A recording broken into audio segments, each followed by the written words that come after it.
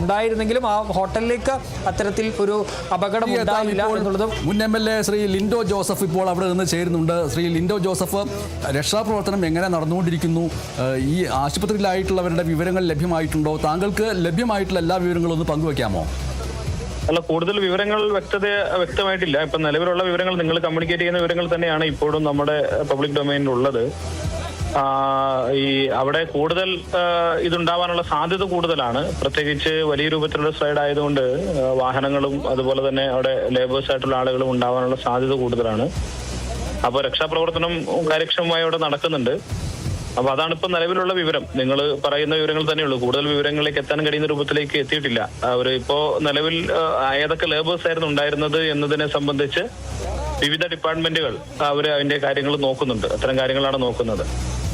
അവരിൽ നിന്നൊരു വിവരം കിട്ടിയാൽ മാത്രമേ എത്ര പേരുണ്ടായിരുന്നു തുടങ്ങിയ കാര്യങ്ങൾ കൃത്യമായി നമുക്ക് പറയാൻ വേണ്ടി കഴിയും. പിന്നെ പബ്ലിക് ട്രാൻസ്പോർട്ട് കൂടി ഉള്ളത് കൊണ്ട് അത്തരം ഏതെങ്കിലും വാഹനങ്ങൾ എന്തെങ്കിലും ഉണ്ടോ എന്നുള്ള കാര്യങ്ങൾ കൂടി വ്യക്തത വരേണ്ടതായിട്ടുണ്ട്. അതെ, മന്ത്രി ടി സിദ്ദിഖ് അല്പം മുമ്പ് സൂചിപ്പിച്ചത് ഈ മഴക്കാലത്ത് മഴ പെയ്തുകൊണ്ടിരിക്കുമ്പോൾ അവിടെ നിർമ്മാണ പ്രവർത്തനം നടത്താൻ പാടില്ല, തൊഴിലാളികൾ ഉണ്ടാവാൻ പാടില്ല, ഇങ്ങനെയൊക്കെയുള്ള നിർദ്ദേശങ്ങൾ കൊടുത്തിരുന്നു എന്നാണ്. അതൊന്നും പാലിക്കപ്പെട്ടിട്ടില്ല എന്നാണ് അദ്ദേഹം വിമർശിച്ചിട്ടുള്ളത്. ഇപ്പോൾ അല്ല, അത് എനിക്ക് വ്യക്തതയില്ല. അത്തരം കാര്യങ്ങൾ എങ്ങനെയാണ് നിർദ്ദേശം കൊടുത്തതെന്ന് എനിക്ക് വ്യക്തതയില്ല. പക്ഷെ ഞാൻ മനസ്സിലാക്കുന്നത് മറ്റ് നിർമ്മാണ പ്രവർത്തനങ്ങളൊന്നും ഉണ്ടായിരുന്നില്ല. ഇത് ഈ മണ്ണ് സ്വാഭാവികമായിട്ടും വലിയ രൂപത്തിൽ 60 മീറ്റർ വീതിയിൽ 300 മീറ്ററോളം നീളത്തിൽ മണ്ണെടുത്തതാണ്. അപ്പൊ സ്വാഭാവികമായിട്ടും അതിന്റെ സേഫ്റ്റി വർക്കുകളും മറ്റു കാര്യങ്ങളും മഴക്കാലം ആകുമ്പോൾ സ്വാഭാവികമായിട്ടും മണ്ണിടിയാതിരിക്കാനുള്ള സേഫ്റ്റി വർക്കുകളും മറ്റു കാര്യങ്ങളുമാണ് നടന്നുകൊണ്ടിരുന്നത് എന്നാണ് എന്റെ ഒരു അന്വേഷണത്തിൽ എനിക്ക് ബോധ്യപ്പെട്ട കാര്യം. അപ്പൊ മറ്റു വർക്കുകൾ ഉണ്ടായിരുന്നില്ല എന്നാണ്. അതായത് ഇപ്പൊ നല്ല എർത്തിന്റെ വർക്ക് മാത്രമാണ് നടന്നുകൊണ്ടിരിക്കുന്നത്. അവിടെ എർത്ത് വർക്ക് മാത്രമാണ്, ടണലിന്റെ വർക്കിലേക്ക് കടന്നിട്ടില്ല. എർത്ത് ഈ ടണലിലേക്ക് എത്തുന്നവരെയുള്ള എർത്ത് റിമൂവ് ചെയ്യുകയും അതിന്റെ മറ്റു വർക്കുകളുമാണ് നടന്നുകൊണ്ടിരുന്നത്. അപ്പോ അതിന്റെ ഭാഗമായി ഈ മണ്ണെടുക്കുന്ന പ്രവൃത്തി ഉൾപ്പെടെയുള്ള കാര്യങ്ങൾ മഴ കഠിനമായതുകൊണ്ട് നിർത്തിവെക്കുകയും അതിന്റെ സേഫ്റ്റി ഉറപ്പാക്കാൻ ആവശ്യമായ വർക്കുകളുമാണ് നടന്നുകൊണ്ടിരുന്നത് എന്നുള്ളതാണ് ഞാൻ മനസ്സിലാക്കുന്നത്.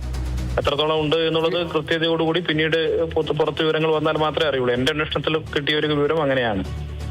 അതെ, മനസ്സിലായി. താങ്കൾക്ക് പറയാൻ കഴിയുന്ന മറ്റൊരു കാര്യമുണ്ട്. അതായത് ഈ അപകടം നടന്ന ഈ സ്ഥലം, അവിടെ മണ്ണ് വലിയ രീതിയിൽ ഇടിഞ്ഞ് റോഡിലേക്ക് വന്ന് വീഴുകയായിരുന്നല്ലോ.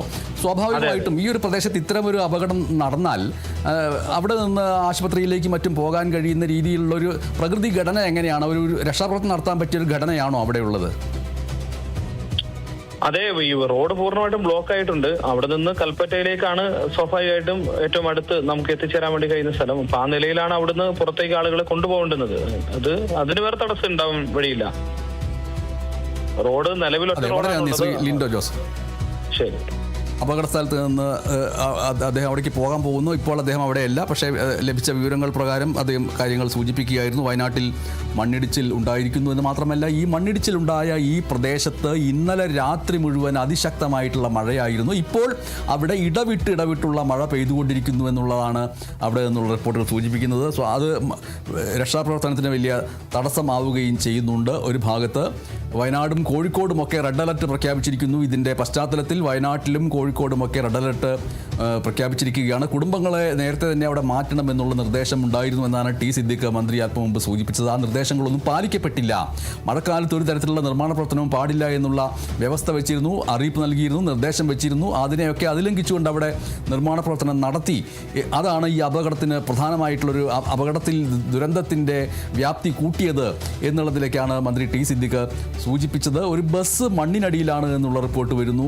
ആ ബസ് മണ്ണിനടിയിലാണ് എന്ന് പറയുന്നത് വലിയൊരു ആശങ്കയുണ്ടാക്കുന്നതാണ്. എന്തായാലും മേപ്പാടിയിൽ വീണ്ടും ഉണ്ടായിട്ടുള്ള ഈ ദുരന്തം, അത് എത്രയും പെട്ടെന്ന് എല്ലാ വിഭാഗങ്ങളും സുരക്ഷാ ക്രമീകരണങ്ങളുമായി ബന്ധപ്പെട്ട ദുരന്ത നിവാരണ സേനയും സർക്കാരിൻ്റെ മറ്റെല്ലാ വിഭാഗങ്ങളും ഒരുമിച്ച് ചേർന്ന് പ്രവർത്തിച്ചാൽ മാത്രമേ ഈ വലിയ മണ്ണിടിച്ചിൽ നിന്ന് വലിയ ദുരന്ത വാർത്തകൾ ഉണ്ടാവാതിരിക്കാൻ കഴിയുകയുള്ളൂ എന്നതിൽ ഒരു സംശയവുമില്ല. തൊഴിലാളികളുമായിട്ട് എത്തിയ ബസ്സാണ് മണ്ണിനടിയിൽ പെട്ടത് എന്നുള്ളത് ആശങ്ക വർദ്ധിപ്പിക്കുന്ന ഒരു കാര്യം കൂടിയാണ്. എന്തായാലും ഈ ചൂരൽമലയിലേക്ക് പോകുന്ന റോഡ് പൂർണ്ണമായിട്ടും അവിടെ ബ്ലോക്കായിരിക്കുന്ന ഒരവസ്ഥയാണ്. മണ്ണ് അവിടെ നിന്ന് നീക്കുക എന്ന് പറയുന്നത് ശ്രമകരമായിട്ടുള്ള ഒരു കാര്യമാണ്. ഇപ്പോൾ JCB ഒക്കെ ഉപയോഗിച്ചുകൊണ്ട് മണ്ണ് നീക്കുന്ന പ്രവർത്തനം അവിടെ ആരംഭിച്ചിട്ടുണ്ട്.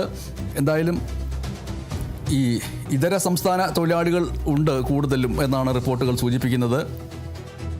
മണ്ണുമാന്തി യന്ത്രങ്ങൾ അവിടേക്ക് എത്തിക്കാനുള്ള ശ്രമങ്ങൾ നടന്നുകൊണ്ടിരിക്കുകയാണ്.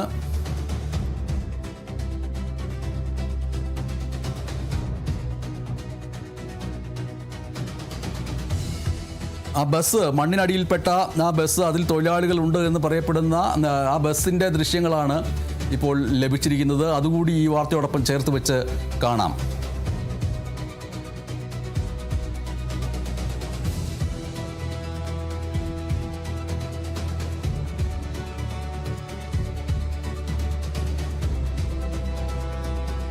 അവിടെ നിന്ന് സൈറ്റ് എഞ്ചിനീയറുടെ വാക്കുകൾ ലഭ്യമായിട്ടുണ്ട്. സൈറ്റ് എഞ്ചിനീയർ പറയുന്നത് അതിൽ 5 or 6 പേരെ ആശുപത്രിയിൽ എത്തിച്ചുവെങ്കിലും മറ്റ് ചിലർ കൂടി അവിടെ കുടുങ്ങി കിടക്കുന്നുണ്ട് എന്നുള്ള കാര്യം